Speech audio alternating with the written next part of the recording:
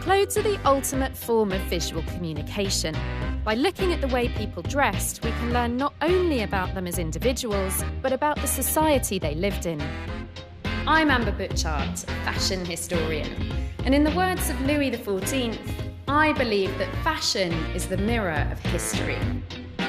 So, taking historical works of art as our inspiration, traditional tailor Ninia Michaela and her team will be recreating historical clothing using only authentic methods. Oh, look at that, it's changing colour in the air.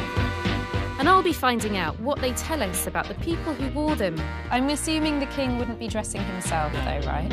And the times they lived in. And seeing what they're like to wear.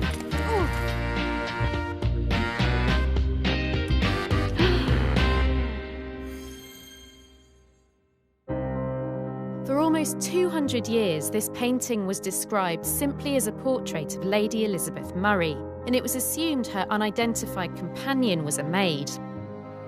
Only in the 1980s was it discovered that far from being a servant, the other girl was in fact Lady Elizabeth's cousin, Dido Elizabeth Belle. Hers is a story that takes us from the slave ships of the Mediterranean to the heart of Georgian high society. When I look back through the history of Western art, what I'm inevitably confronted with is a lot of faces that look like mine, i.e. they're white. So what really drew me to this portrait of Dido and Elizabeth is the fact that it's so unusual to see a picture from this time that depicts a black subject and a white subject with equal status. There's something about Dido that I find incredibly human and really compelling. And I also think that from the tiny amount I know about her backstory already, that it's going to lead us into some much darker areas in the history of fashion. And I'm really keen to confront those areas and to explore them further. From what can be seen, Dido's dress appears both elegant and simple, but I'm interested to find out from Ninia what type of gown it may be. This portrait, dress-wise, a little bit of an enigma, isn't it? It is. It is quite difficult to work out exactly what she's wearing. What are your thoughts here? There are so many possibilities with how we could interpret that garment. Unfortunately, like so many portraits, we can't see her back, and it's particularly obscured by all these kind of layers of sashes and things in exactly the places where we would look for clues as to how it's constructed. And this sort of basket of fruits that she's carrying as well. Yeah. Do we have any other portraits that we can sort of compare in terms of types of garment that we think she might be wearing? Yeah, there are actually helpfully lots of paintings of 18th century women wearing these more relaxed, exotic styles, and helpfully they're not all holding something in front of them like Dido is. Great. So this lady here, for example, you can see how very loose in cut this gown is. It's a simple crossover, and I do think that the neckline that Dido's got there with this V shape can only be achieved in the 18th century, really, by having a crossover wrapping front. This is very, very similar, isn't it? Yeah, I think that's a real strong contender for how the front would look if we could see it. Now, some of the reading I've been doing about this portrait describes it as silver, and it's my understanding that at this time silver was quite a popular colour for wedding dresses. Wedding dresses would have been a bit more formal than this. What kind of fabric do you think this is? Well, I don't believe it is silver. I've got a sample here of some silk that has silver thread woven into it. And it doesn't drape in the same way that I think the fabric Dido is wearing drapes. It's quite stiff, because the only way to incorporate silver into a silk fabric in the 18th century was to weave actual threads of silver. So it's metal. Right. And although it's a soft metal, it still changes the nature of the fabric. Yeah. And I think this is too stiff for what we want to achieve with Dido. Yeah, it almost stays into the shape that you fold it, doesn't it? It does, it's yeah. It's kind of lovely, stiff. it's beautiful, and it would make a lovely formal wedding dress, but that's not what we're doing. No. So what I think we should be looking at is satin. A silk satin is really a very, very typical choice for these kinds of informal robe and wrapping gown and à la Turk styles. Yeah. I think we definitely want a satin that's a very cool kind of ivory, possibly, or even a light grey.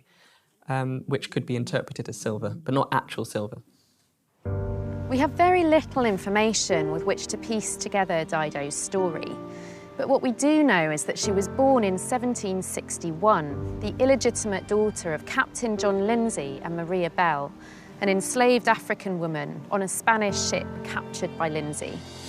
At some point in her infancy, Dido was sent to live with her father's uncle, Lord Mansfield, Britain's Lord Chief Justice and one of the most powerful men of his day.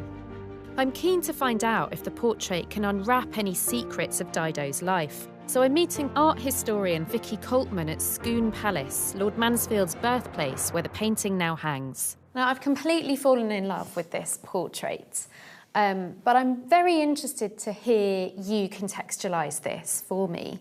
How unusual is this for a late 18th century portrait? Well, in terms of later 18th century British art history, this is a really atypical image, mainly because we have these two women, one with a black complexion, one with a white complexion, presented more or less as social equals. And it's extremely rare to find that on canvas, because what we're dealing with in this period is a long pictorial tradition of black servant portraiture in which they're shown as very much subservient to their female mistresses. And what we see here is an image from that mid-17th century period, which is absolutely typical. We have here this black servant on the right. Also notice how he's looking up towards the female sitter. And really, he's there to say to you and I, the external viewers, direct your gaze to her. So he becomes a kind of interlocutor for her beauty. And so if we then leap forward over 100 years, what we can see immediately is how there's none of that subservience. I think this is an image that speaks of things like sisterhood, companionship. One theory is that Dido has maybe been dressed in clothes that aren't her own to highlight some kind of exoticism. Mm-hmm. Do you think that could be the case? So Dido's dress, so what people have made of this, and you're quite right, is they've looked at the turban and they've suggested that her dress may be indebted to the idea of masquerades, which are very popular at this time, which are kind of fancy dress parties. I'm not so sure, but what we can say is that it looks to me to be very shiny and glimmery for a day dress. So I think it's unlikely that she's going to be in the poultry yard or the dairy wearing this dress. I personally am slightly sceptical of the sort of over-exoticised readings of this portrait. A lot has been made of the turban. The turban was very fashionable headgear at the time, I think, and definitely due to it being a sort of slightly exotic object. But I think that that doesn't necessarily confer on Dido this kind of exotic, objectified status. And that would also fit in with the style of dress from what we can work out from the actual portrait itself. And the fact that it's more dynamic, she's not wearing any kind of panniers or hoops under her skirts in the way that Elizabeth is. I find Dido as a subject much more compelling. She looks like the one who's fun, the one who I want to hang out with, the one that I want to spend time with. I absolutely agree. I think Dido looks incredibly mischievous, actually. I'd much rather hang out with Dido. While I'm finding out about Dido's life, Ninya is trying to discover more about the style of her dress. What's really frustrating about Dido is that her bowl of fruit and her sashes and her arm are all exactly... in the crucial area. In the point that would really tell us what's going on with that. Because the other possibility that you were playing with, was it this one or the... No, this one. Oh, the back, yes. Was that the back might be cut as a loose sack back. To give it a bit more fullness below, and also because that's a fashionable element. You know why I don't think it can be a sack back? I've just thought of this, is that the way that this top edge of the pleats is covered up in the 18th century is with an extra strip, which then goes down here, and it's the robing, isn't it? And it's a classic. She doesn't have it. Look, and it doesn't fit with anything else in the cut of that toile. So yeah, I was uncomfortable about that. Thank you. The other possibility is that something like this jacket, That's very simple, isn't it? And, Yes. and actually quite loose. If you imagine that as full length and this gusset here expanding out. Well, I kind of had that thought too, and I like that. I did put that back onto this one. Oh, that's that one. Yes. But it hasn't worked on you, look. Oh. It's kind of, it's nice. The back is nice and the seams are nice, but the way it hangs down now, it's neither one thing nor another, that. So, yeah, doesn't work for me. That garment is not a classic Western garment like her cousin is wearing. It is different, and I think that's the point. They're making her different. So we don't know whether she had that herself or whether it was part of the painter's clothing. We don't know anything about it, sadly, do we? We don't know the story that led up to the painting and what her thoughts were. And we assume she was put into that to make a contrast. But she might have chosen it. And what's this one? That is a bedgown. Do you think that's a possibility? It is. I think you're going to have to do another 12.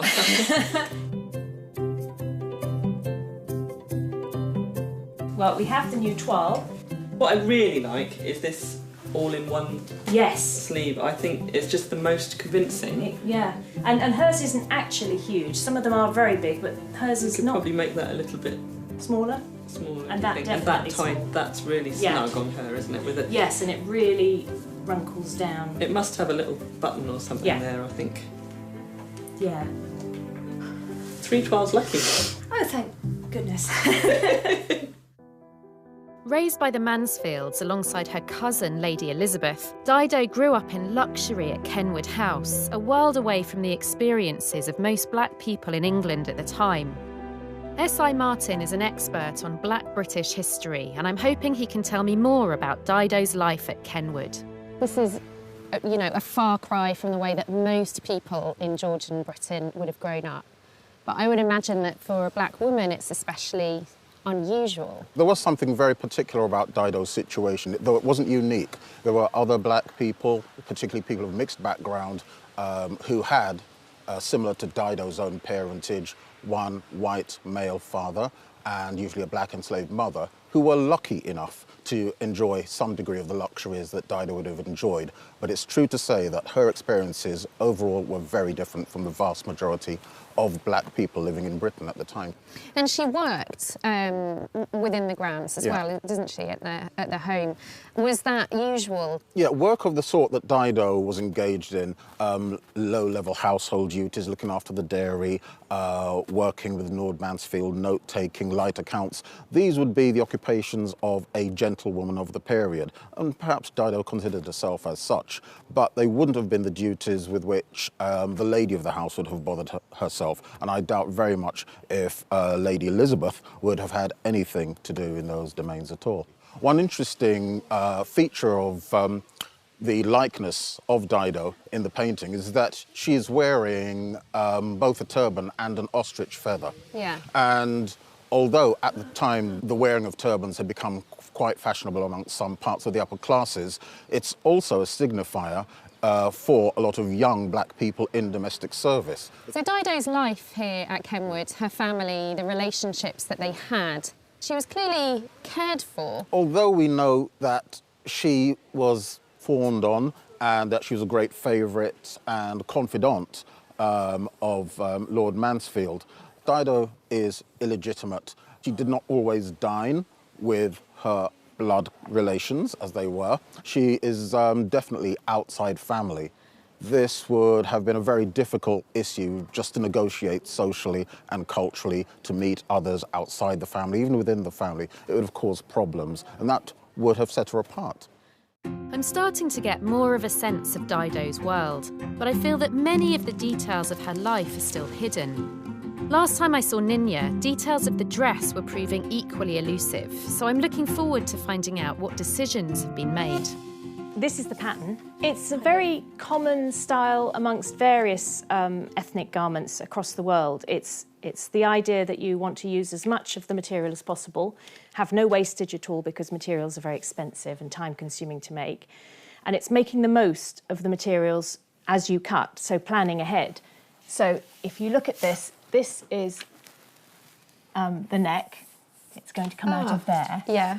This is the sleeve, and this is the body. Great.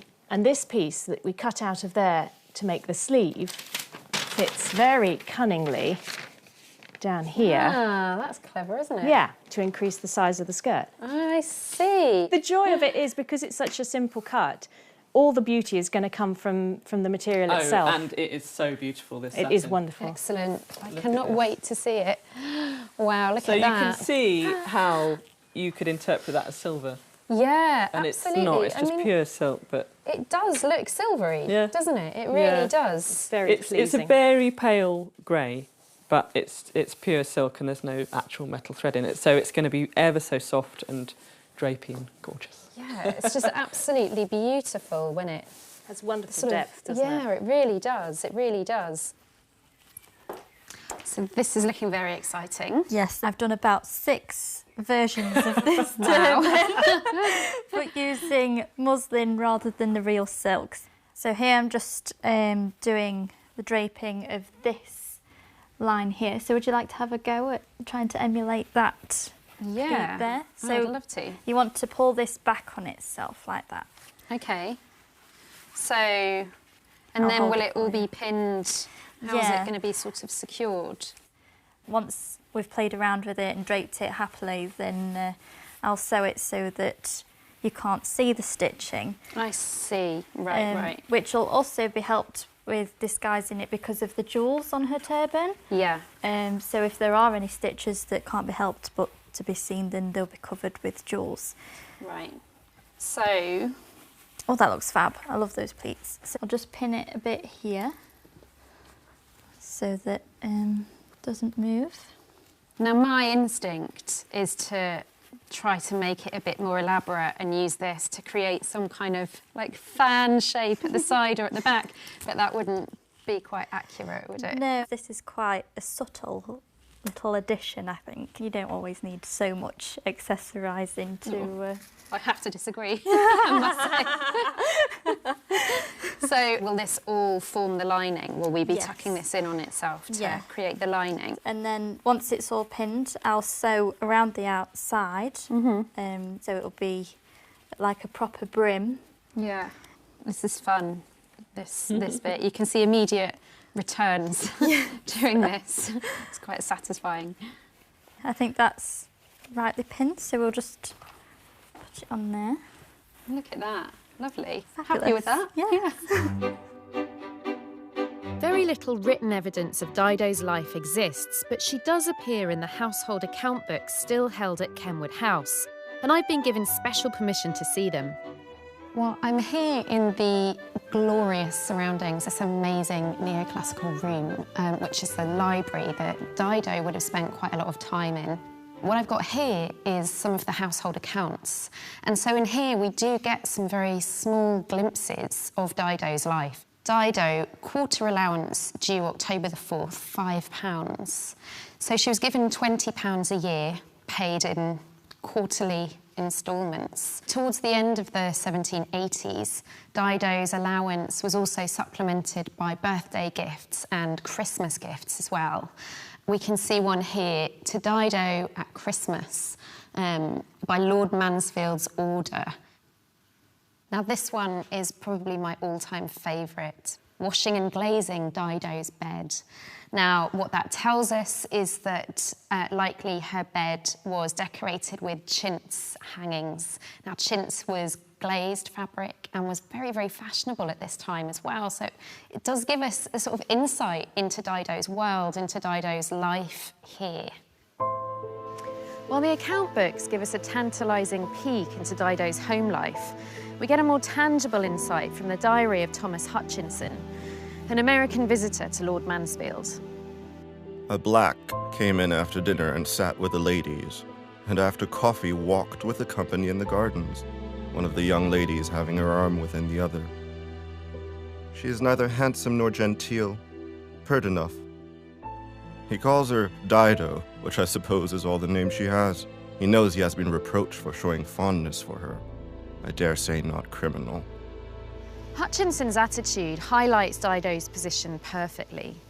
She was well loved by her family, but as the daughter of a slave in 18th century England, she was never going to be accepted as their social equal. The fact is that when this portrait was painted, Britain's participation in the slave trade was at its height.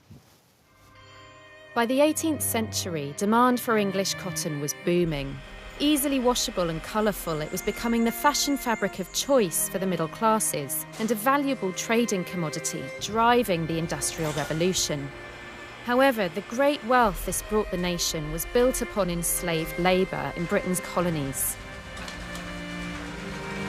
To find out more, I'm meeting historian Alan Rice. So how important to the cotton industry around here was slave-produced cotton from America? Well, in the 1780s and 1790s, slave-produced cotton started exploding onto the scene here. So a town like Manchester and its environs becomes a kind of world centre of cotton production. And that kind of bursts through and helps to fuel what becomes the Industrial Revolution. And how important was the cotton industry for the British economy?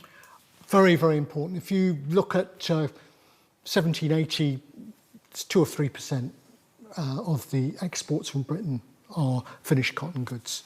By the 1820s, 1830s, it's gone up to 22, 23%. So it's exceptionally important for the British economy in that it's a fifth of the economy. Also, a seventh of the population, the working population, are working in cotton-based industries. Wow. In the mid-19th century.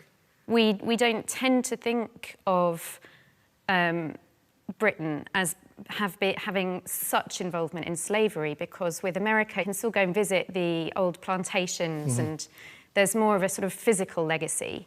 But here, what we tend to forget, I think, is that there's such an economic legacy of slavery. The late 18th century is that moment when Britain is the most active slaving power. Liverpool is going into a frenzy of slave trading and is the largest slave port in the world. And so Dido's mother, Maria, we don't know much about her. We know she was on a Spanish slave ship at some point. What would life have been like for her? Well, life would have been pretty grim. She'd be chained in the hold of a slave ship, usually 300 or 400 people in a very enclosed space, often the women separated from the men so that they're available for the crew and the captain. And they'd only been brought up from the hold once a day, maybe twice a day for exercise, and they'd be made to dance at those points to keep their limbs moving. We don't know much about the specific ship that Maria was on. We know it was captured by Captain Lindsay and that he took Maria under his wing. Now, we know nothing about that kind of relationship other than the fact that it ended up with him having a black daughter with Maria, Dido Belle. Out of the millions of black women taken on board slave ships and their immediate descendants, I think it's an incredible thing that we have a likeness and a portrait of one of those individuals. Most of those lives, we have nothing to remember them by.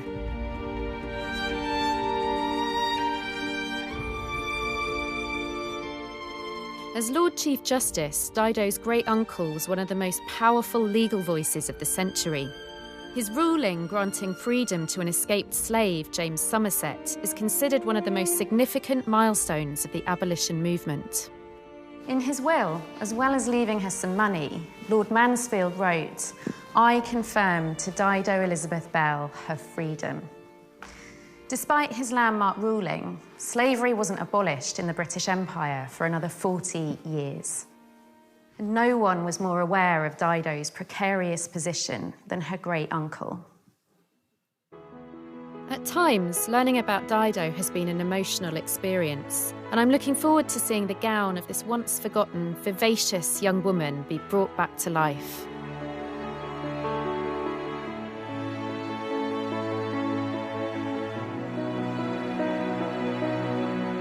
Oh, wow. Oh my God. The iridescence of the silk is just amazing, isn't it? It's like a pearl, isn't it? It's really beautiful. I feel like I'm about to go to a costume ball in the 1920s. I was not expecting that at all. I was very sceptical of this idea that she may have been dressed with a specific costume purpose in mind, whether it was being dressed by the artist or whether it was the idea that this wasn't her actual clothing. But putting it on, I feel very, very differently about that idea. And it's not just that I'm wearing historic clothing, that it feels like a costume, but it's the drapery and the fact that there is a kind of orientalised idea, I suppose. It's very non-functional, isn't it? That isn't a shawl to keep you warm. It's there to just make you look nice. But it's also, it is very, I do wonder how much of an artistic affectation that shawl is. I mean, if we experimented, for example, with taking this off, and then you'd see the lovely sleeves as well. Sleeves are so beautiful. Because actually in the painting, the blue is very subtle. Muted, it's just touches, isn't it? Which is slightly distracting, but... I think it's nicer without. Does it feel less fancy dressy now, or does it still feel fancy dressy? It feels slightly less fancy dressy, but I mean, it's beautiful. The extra length, it just means that you can see the ruching and, you know, the way that would have sort of sparkled in candlelight. Creating something where there are creases shows off the satin to the best. It really does. It is a very beautiful satin. You could just watch it drape for hours, couldn't you? It's quite hypnotic. Anna, how do you feel about the turban? I think it was quite successful, actually. It's definitely got that hat-like feel rather than a turban. Yeah. There's so much in the painting that you can't see that I think all you can say is it's one of the possible solutions, and it's definitely a successful solution and a plausible one, but it's not necessarily what she was wearing in the painting. It could have been one of our other theories, couldn't it? Yeah. I do want to just lounge around in this forever. I just wish we had a ball to send you to. I know. Why do I never have a ball to go to? Wearing this gown, as we've interpreted it, has actually changed my mind about my theories around Dido and around what she's wearing in this portrait. Initially, I was really quite certain that she was wearing a version of fashionable dress, a version of dress that was just becoming fashionable, you know, slightly more informal, with these sort of orientalised elements to it. However, having worn the ensemble, I'm not so sure that that's the case anymore. It did feel quite like wearing costume. Dido still remains tantalisingly just out of reach, and in some ways I feel a bit disappointed that we haven't fully got to the bottom of this story. I feel very close to Dido, and I feel like I've kind of let her down. I do feel like it's sort of symbolic of wider issues within history at times, especially reflecting marginalised histories that are more difficult to find out about. There's more work that needs to go into this. And I feel like we will get there with Dido. I feel like there is more information out there, and it will just take a bit more time and a bit more research.